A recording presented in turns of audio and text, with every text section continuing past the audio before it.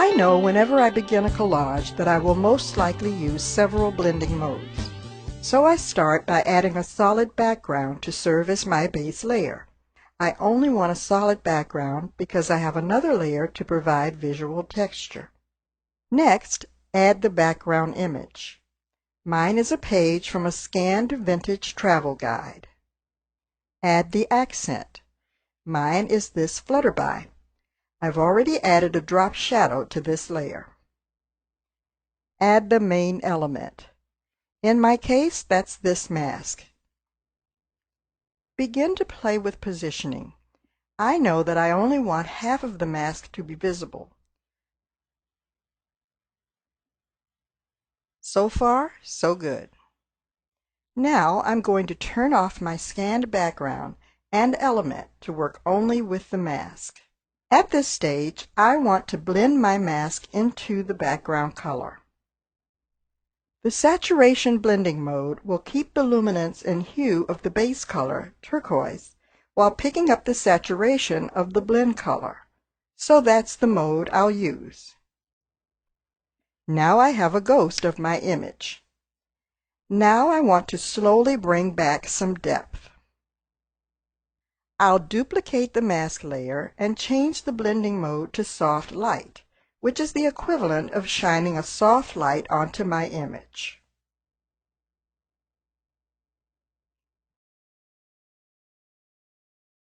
Too much, so I'll reduce the opacity until I'm satisfied. 30% is good. The next layer will bring in highlights. I'll duplicate the mask layer again and change the blending mode to exclusion. I'll set the opacity to 60%. Now I'm ready to bring the eyes and lips back. I'll duplicate the mask again and set the blending mode back to normal. I'll also set the opacity back to 100%. I want the exact eyes and lips from the mask, but nothing else. That means I need to use a layer mask.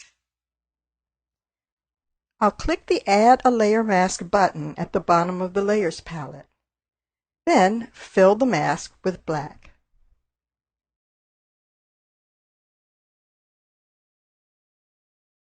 Next, I'll use a brush to bring back only the parts of the mask I want.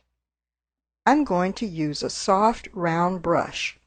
I'll increase and decrease the size of the brush as needed. Watch as I do this.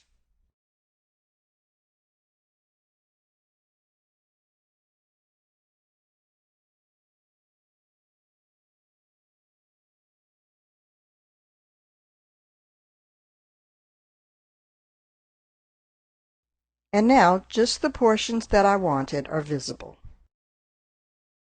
Now I want to paint a brighter shade of lipstick onto my mask. First, I'll add a new layer. Next, I'll select a new foreground from the Swatches palette. I want to use a bright pink. Now I'll just paint the lipstick onto the empty layer. Notice how I zoom way in on those lips, greater than 100%, just so I can be accurate.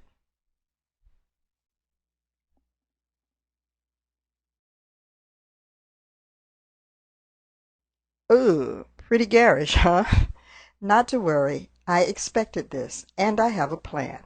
All I need to do is change the blending mode to overlay.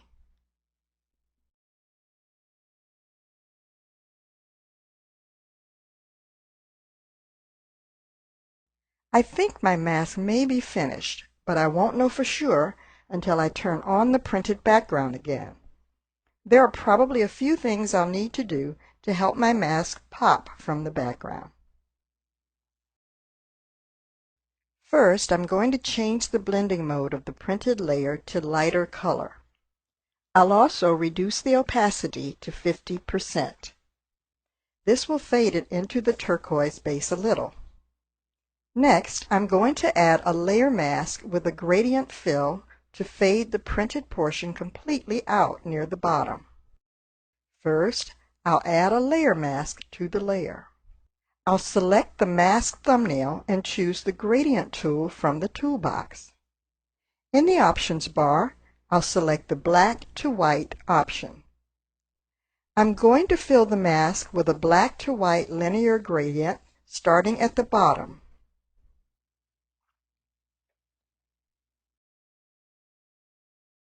Now my background fades out. To fade it even more, I'll change the opacity to 30%. Next, I want to conceal the portions of the background under my mask. You can see the text because I've used blending modes on all the other layers. I don't want to see that. With the layer mask thumbnail still selected, I'll hold down the Command key on a Mac, Control key on a PC, and click once inside one of the mask layer's thumbnail.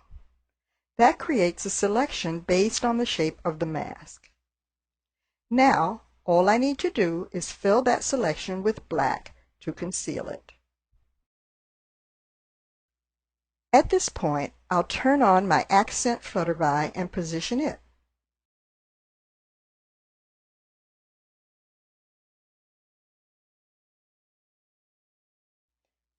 Now I'll stop and examine my composition. I'm not quite satisfied. I want that mask to be more prominent. I'll add a very soft edge drop shadow.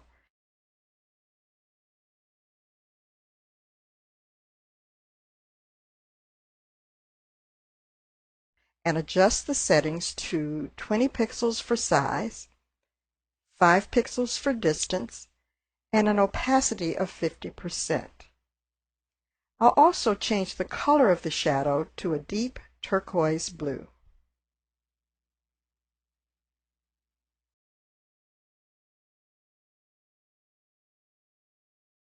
One last touch for the background.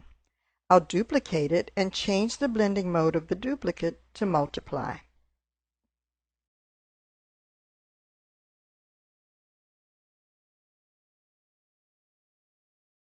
Now I'm satisfied.